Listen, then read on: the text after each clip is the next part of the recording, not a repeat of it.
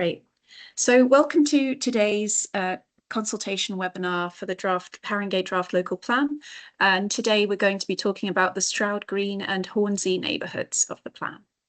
So firstly, we'll start with a very brief introduction to the draft local plan, and then we'll have about 10 minutes to talk about an overview of the Stroud Green chapter of the draft local plan, and then followed by the same for the Hornsey neighbourhood chapter. Then I'll just go through a brief reminder of the different ways in which you can respond to the consultation. And actually, apologies, it shouldn't say 60 minutes there for Q&A because this is a lunchtime session. So we'll probably have about half an hour, hopefully, if I can stay on track as I whiz through the slides. So to start with, firstly, a reminder of what the local plan is and what it isn't. So it's a really important document that's used by the council to help determine planning applications in the borough. And once the final version is published and adopted, this will be the key document that planning officers use to help them decide whether or not a new development should receive planning approval. So some examples of things that the local plan does do.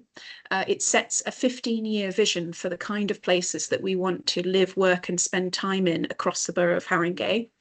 It helps to plan for future growth and infrastructure needs.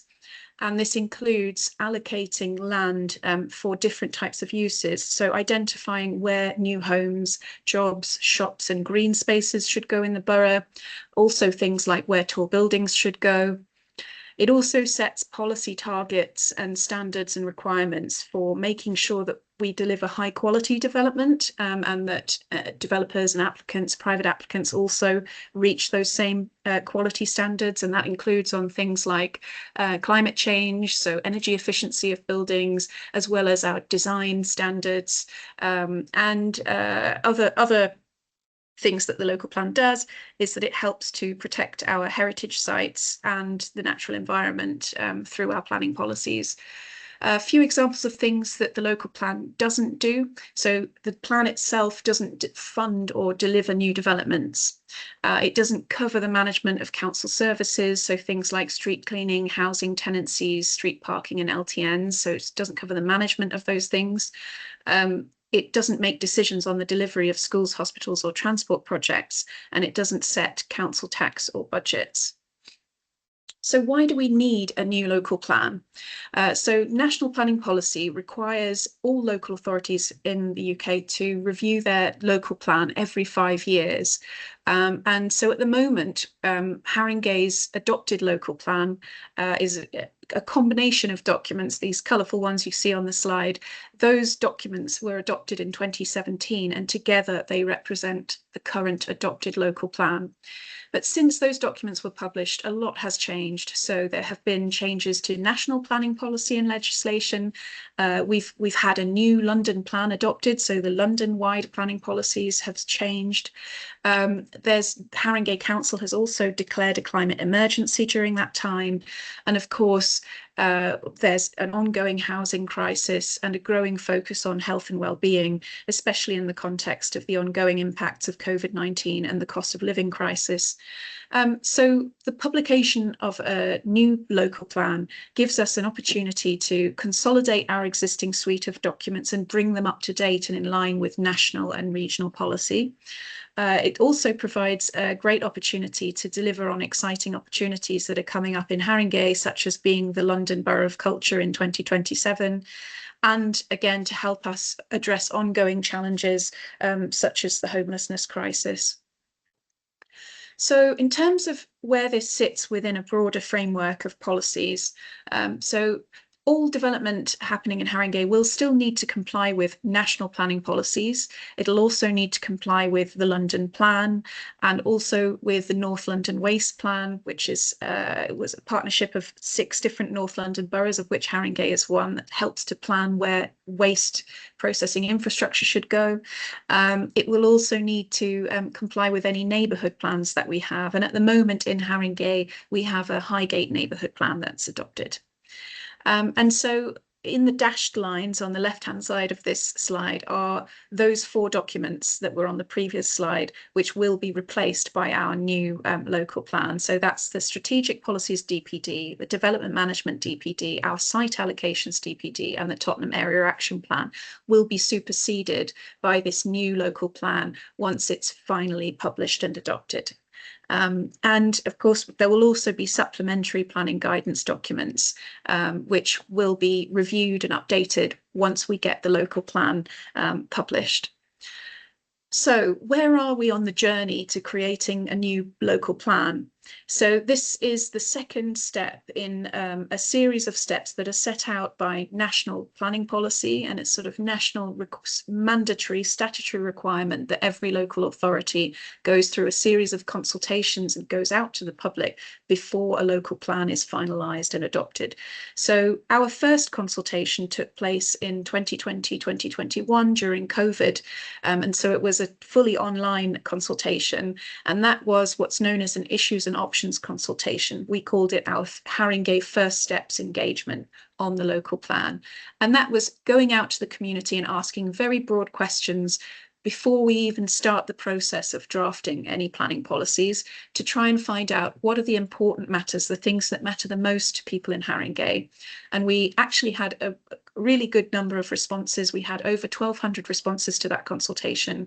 And since then, we have reviewed those responses, and the structure and the approach of this draft local plan is informed by that initial steer that we had from everybody in Haringey to help us make sure that we address local needs and listen to the community. So we're at that blue dot now, second step in the consultation process, which is, it's referred to as a Regulation 18 consultation.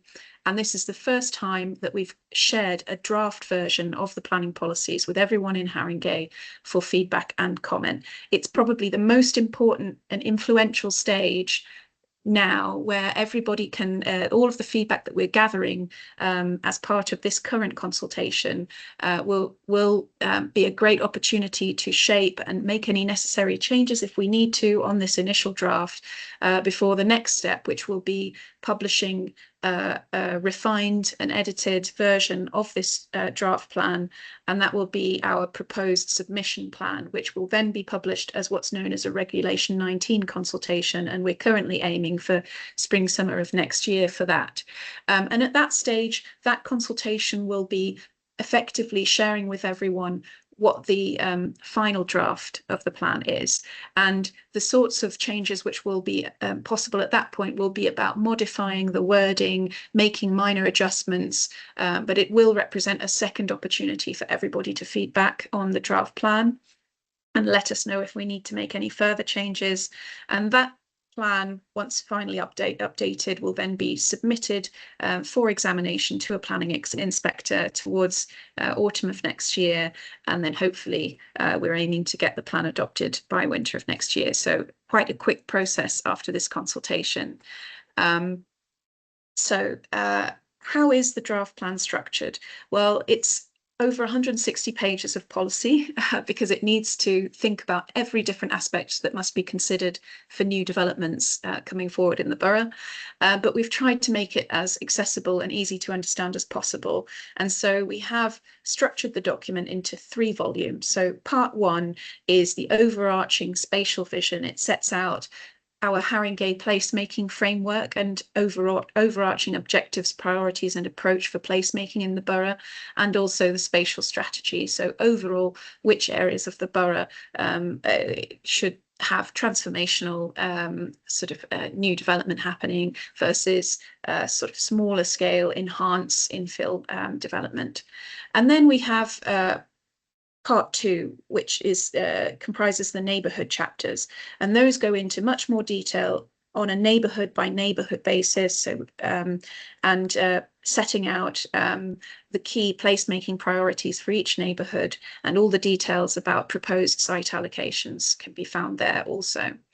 And then we have our borough-wide chapters in part 3. So those are quality standards and policy targets which should be met by all new development across the borough, and they are not area specific. So, for example, our design standards, our policies relating to climate change and the natural environment, those standards should be applying everywhere and not sort of just at a neighbourhood level.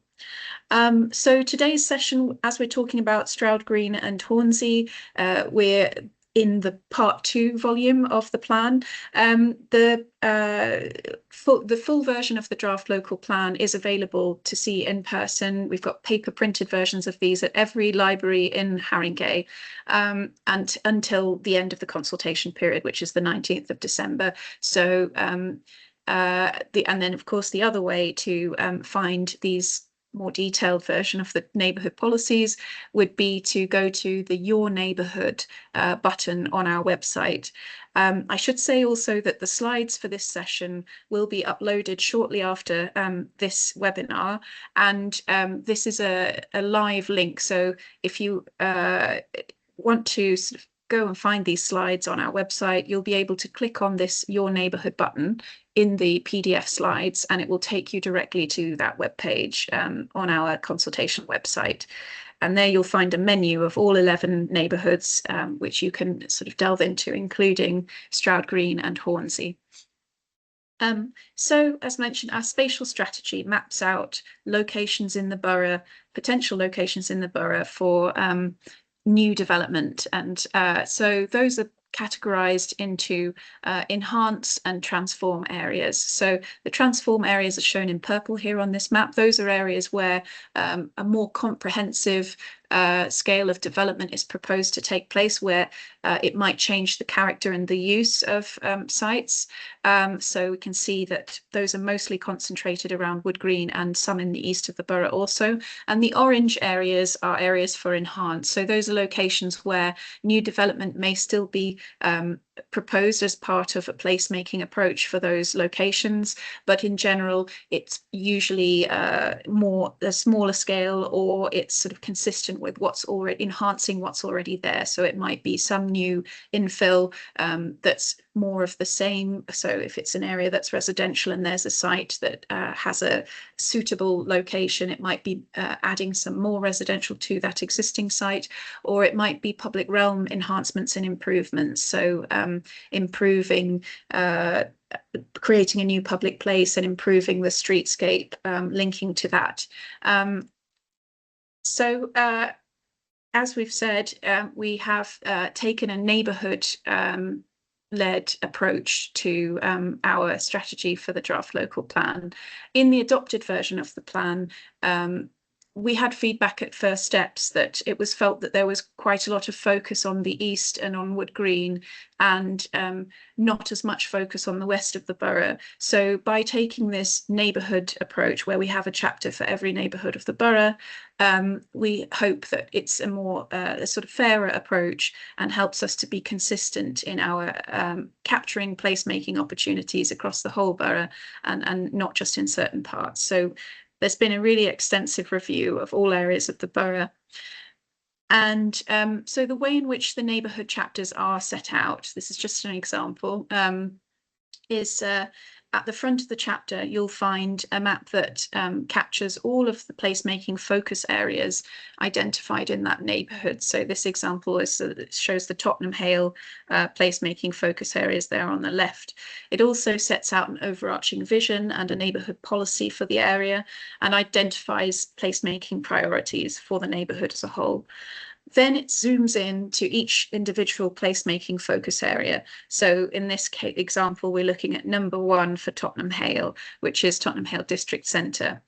And within those placemaking focus areas, there are often a number of site allocations. So it's taking this approach helps us to go beyond the red line boundary of individual sites and take a joined up and holistic approach to where there are more than one site, where there is more than one site allocation in an area, thinking about the spaces between and how they relate to one another. And it helps us to identify policy support for making those links and improvements that that take a joined up approach between neighbouring sites. Then finally, in the chapter, you'll find it zooms into each individual site allocation, which will have a red line boundary like the one on the right there, and we can see the shape of the buildings and the open spaces, the roads, and there will also be quite a detailed text-based description of, for example, what the overall proposal is for the site, all of the key sort of statistics about it, and you'll see what the proposed wording is around what may be an acceptable use in future for the site and what sort of change, and how many, if there are new homes introduced into site, how many, and all of that sort of more detailed information.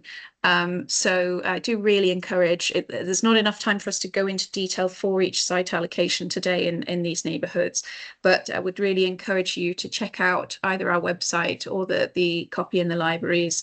All of that information is available to check on our website. So Stroud Green neighbourhood. Back in 2020, the community told us that, told us quite a bit about the desire for the council to work together with the community and neighbouring boroughs to deliver a neighbourhood-led approach to placemaking. So Stroud Green is on the boundary with Islington and also with Hackney, and so we have the Finsbury Park and Stroud Green Neighbourhood Forum, who we met with during this last period and took into account their feedback, and that has gone into the draft policies for the plan. So support was also expressed for mixed-use development, including more homes in the area. We also found that people called for greater investment in the arts and culture, and especially the provision of venues, galleries, and public art that celebrates local identity. So that has informed the draft chapter. So the vision for Stroud Green sets out that in 2024, the neighbourhood will have enhanced its identity as a vibrant neighbourhood with a strong sense of community, well-supported independent businesses, and inclusive leisure and entertainment uses. The southern gateway to the neighbourhood will be transformed by new mixed-use development with homes and expanded town centre uses and improved public realm, enhancing the entrance to Finsbury Park Station, Finsbury Park, and Stroud Green Road. The plan would deliver at least 350 new homes in the neighbourhood and an uplift in jobs.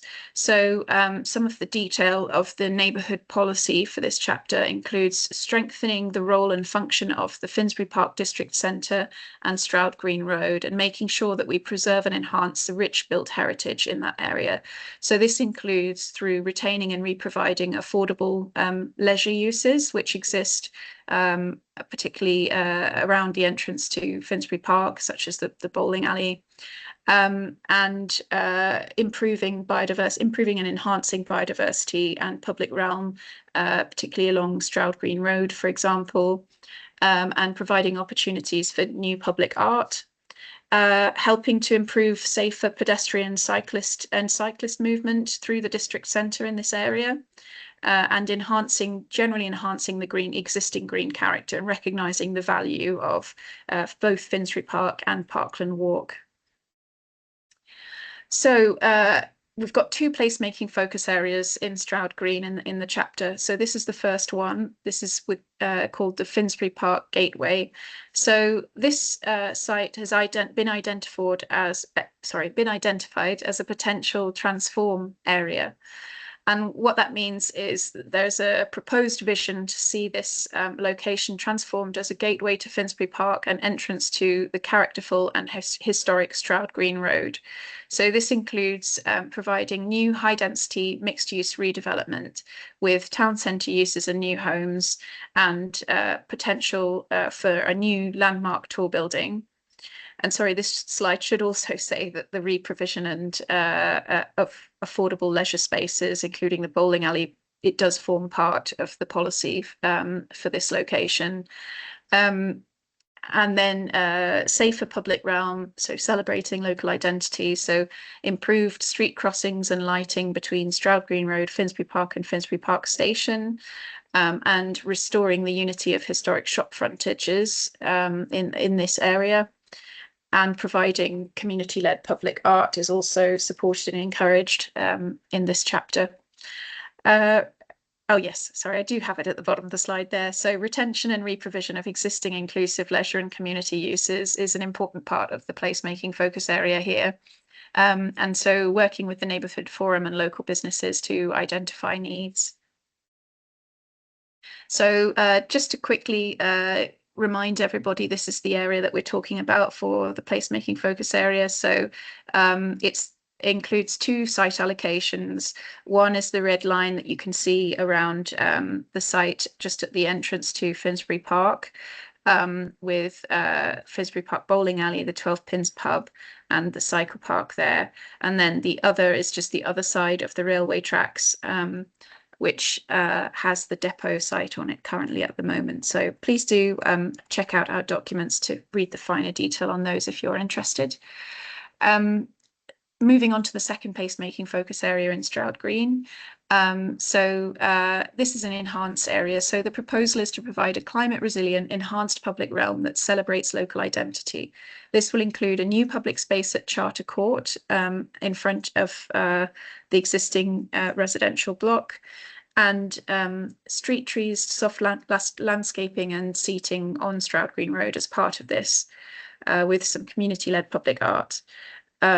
The enhanced area also will support preservation and enhancement of existing historic character, so restoring and unifying traditional shop frontages along Stroud Green Road, as well as supporting safer walking and cycling and improving crossings at Charter Court. So there are 5 site allocations in Stroud Green.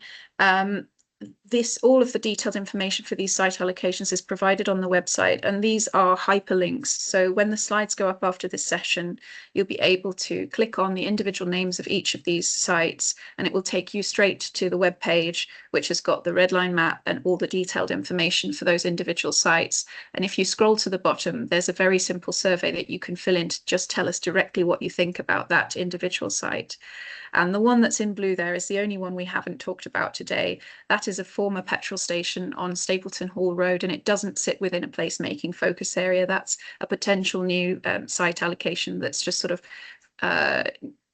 yes, on its own in a slightly different location on Stapleton Hall Road. So that's why that's in a slightly different colour on the slide.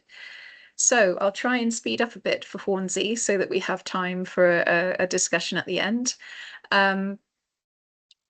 The feedback that we received at First Steps included broad support for new development on Hornsey High Street and the north of Tottenham Lane. There were calls for better design guidance and for conservation area appraisals to protect local character. Also, there were requests for enhancements to the public realm around Hornsey Station and Hampton Road, and support for reconnecting the Penstock Tunnel to Alexandra Park to sort of just enhance and improve that connection, and generally improve east-west links between Wood Green and Alexandra Palace and Hornsey. There was also support expressed for creating wetlands at the Hornsey Waterworks or filterbed site. And we heard about the need for safer walking and cycling in general in this area, with better pedestrian infrastructure and improved access to green corridors such as Parkland Walk. So the vision for this neighbourhood in the draft plan: Hornsey by 2042 will have strengthened its character as a vibrant and historic village connecting the west of the borough to the east. Public realm will be enhanced, improving east-west connections, and there will be opportunities taken to enhance biodiversity and improve access to green space. New development will help to increase local job opportunities and provide new homes while still preserving and enhancing built heritage. So there are 3 enhanced areas located in Hornsey, and combined they'll deliver at least 250 new homes and an uplift in jobs. Other priorities that are set out in the neighbourhood policy for this chapter include preserving and enhancing Hornsey's rich built heritage, taking a proactive approach to securing the long-term future of the Hornsey Waterworks and Filterbeds Conservation Area, which we'll touch on shortly. Resisting ground floor conversions on Hornsey High Street as part of protecting the conservation, the character of the conservation area, and the historic sort of character of Hornsey High Street, making sure that we resist conversions to residential units along at the ground floor along the High Street. Improving public realm and connectivity for pedestrians and cyclists in the area, and intensifying employment uses, in particular on the Cranford Way industrial site. So the first placemaking focus area, Hornsey filter beds and the Campsbourne area, just to the west of there.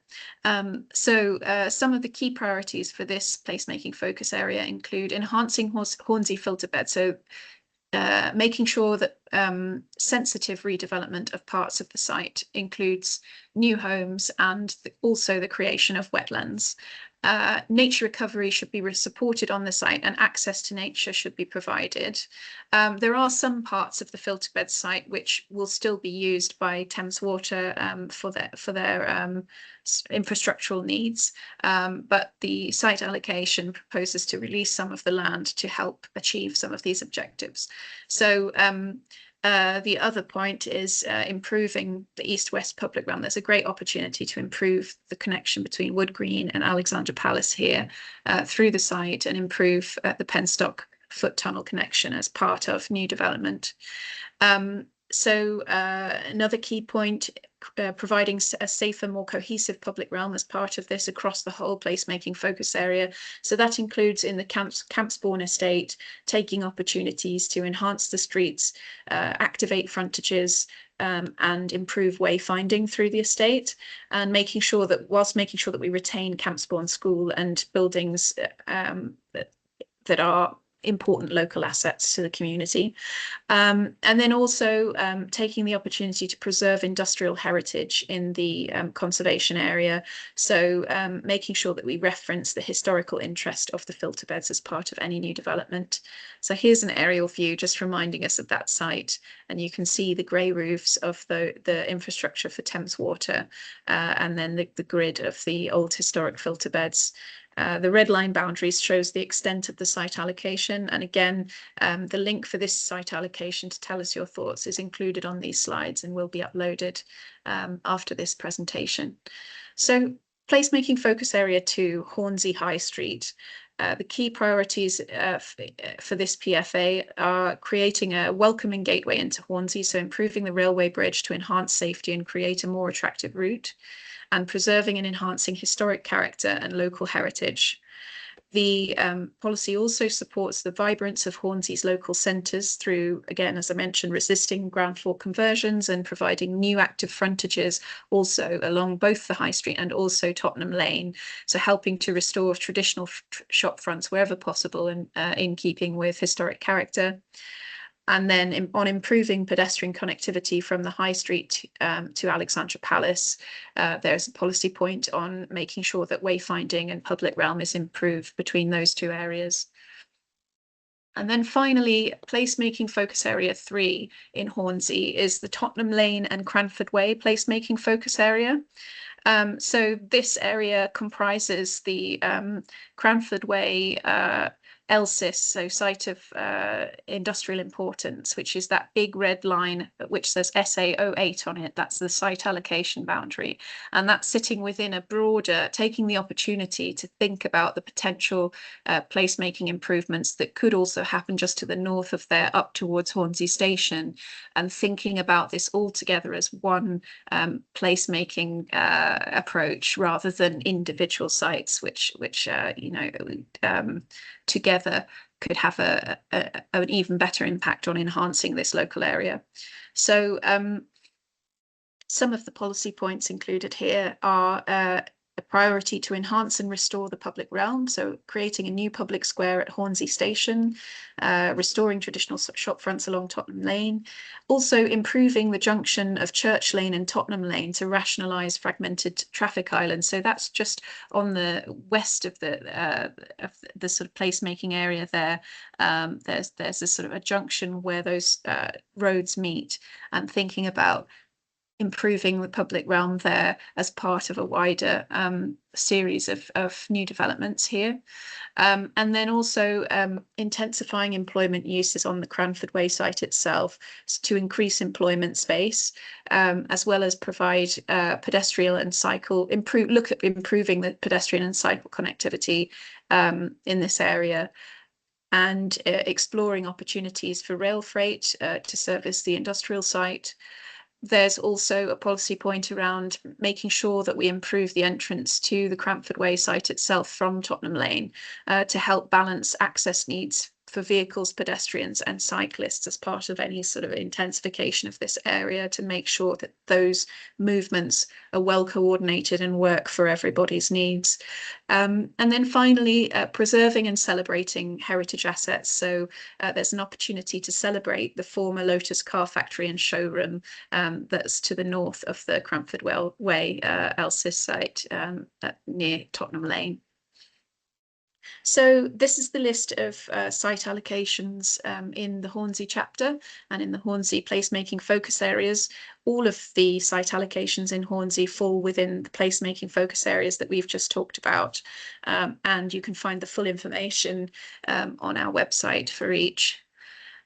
So just a reminder on the different ways that you can respond to our consultation. So you can just simply drop us an email at newlocalplan@haringey.gov.uk. Or if you prefer to go to our website and look up the section that you're most interested in, you can do that. And for each individual topic or neighbourhood, if you scroll to the bottom of the page, you will find that we have PDFs for each, broken down for each chapter, as well as quick guides, so one A4 page summary as a reminder of what's being proposed. And then underneath that, we have a simple online survey. So it starts off with a very simple questions of how much do you agree or disagree, and then there's a box at the end for tell us, please explain why you've answered this way. And then we're also running a series of in-person drop-in events, and there will be paper surveys available at those events to give back to officers during those sessions, and that will also count as feedback as part of this consultation. So just a plug that we've added lots of new events across the borough over the next couple of weeks, so please do check out the events page on the website. And yeah, I think now we can turn to the Q&A.